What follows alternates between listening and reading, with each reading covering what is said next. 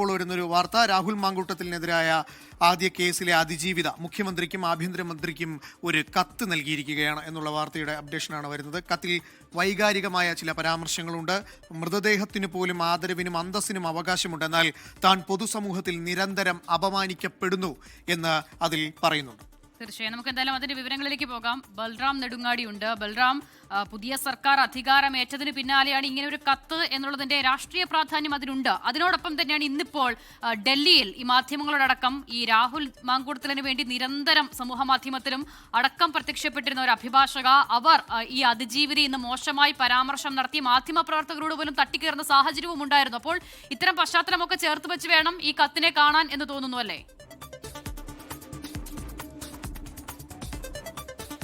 അനൂപ്, അസിത സൂചിപ്പിച്ച ആ ഒരു സന്ദർഭത്തിന്റെ അടിസ്ഥാനത്തിലാണ് ഇത്തരത്തിൽ ഒരു കത്ത് രാഹുൽ മാങ്കൂട്ടത്തിനെതിരായ ആദ്യ കേസിലെ അതിജീവിത മുഖ്യമന്ത്രിക്കും ഒപ്പം തന്നെ ആഭ്യന്തരമന്ത്രിക്കും അയച്ചിരിക്കുന്നത്.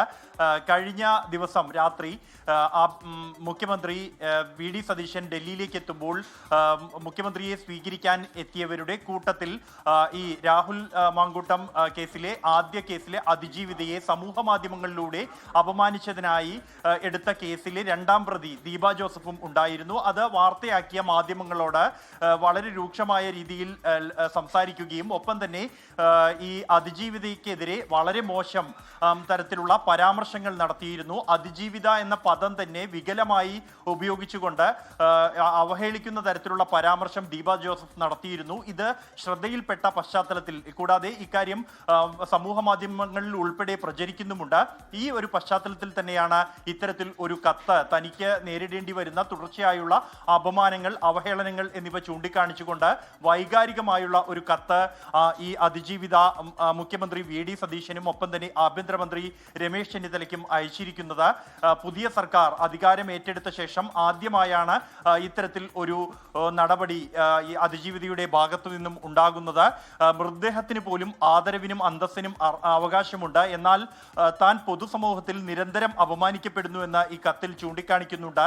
മാധ്യമങ്ങളിലൂടെയും സമൂഹ മാധ്യമങ്ങളിലൂടെയും ദീപ ജോസഫ് നടത്തുന്ന അപകീർത്തികരമായ പരാമർശങ്ങൾ ചൂണ്ടിക്കാണിച്ചുകൊണ്ടുള്ളതാണ് ഈ കത്ത്. ട്രോമയിൽ നിന്നും പുറത്തു കടക്കാൻ ശ്രമിക്കുന്ന തന്നെ ദീപ ജോസഫ് എന്ന വ്യക്തി നിരന്തരം വേട്ടയാടുകയാണ്. തിരുവനന്തപുരം പോലീസ് ഇവർക്കെതിരെ കേസ് രജിസ്റ്റർ ചെയ്തിട്ടുണ്ടെങ്കിലും ഇതുവരെ അറസ്റ്റ് ചെയ്യാൻ സാധിച്ചിട്ടില്ല. ദീപ ജോസഫ് ഈ കേസിനെതിരെ സുപ്രീം കോടതിയെ സമീപിച്ചിരുന്നെങ്കിലും സുപ്രീം കോടതിയിൽ നിന്നും കടുത്ത വിമർശനങ്ങൾ ദീപ ജോസഫിനെതിരെ ഉയരുകയും ഇതൊരു പുരുഷനാണ് ഇത്തരത്തിൽ സമൂഹ മാധ്യമങ്ങളിൽ പ്രചരണം നടത്തിയത് എങ്കിൽ അറസ്റ്റ് ചെയ്യാൻ നിർദ്ദേശിക്കുമായിരുന്നു എന്നതടക്കമുള്ള കടുത്ത നിരീക്ഷണങ്ങൾ നടത്തുകയും ചെയ്തിരുന്നു. എങ്കിൽ പോലും ഇതുവരെയും അറസ്റ്റ് ഉണ്ടായിട്ടില്ല. കീഴ്ക്കോടതികളിൽ നിന്നും ജാമ്യമോ മുൻകൂർ ജാമ്യമോ ദീപ ജോസഫിന് എടുത്തിട്ടില്ല എന്നും ഈ കത്തിൽ ചൂണ്ടിക്കാണിക്കുന്നുണ്ട്. അതുകൊണ്ട് തന്നെ ഇക്കാര്യത്തിൽ ഉടൻ തന്നെ തുടർ നടപടികൾ ഉണ്ടാകണമെന്നും ആ കേസിൽ ഡൽഹിയിൽ മാധ്യമങ്ങളോട് നടത്തിയ പരാമർശം അടക്കമുള്ളവ ചേർത്ത് അന്വേഷണം നടത്തണം എന്നുമാണ് അതിജീവിത ആവശ്യപ്പെടുന്നത്.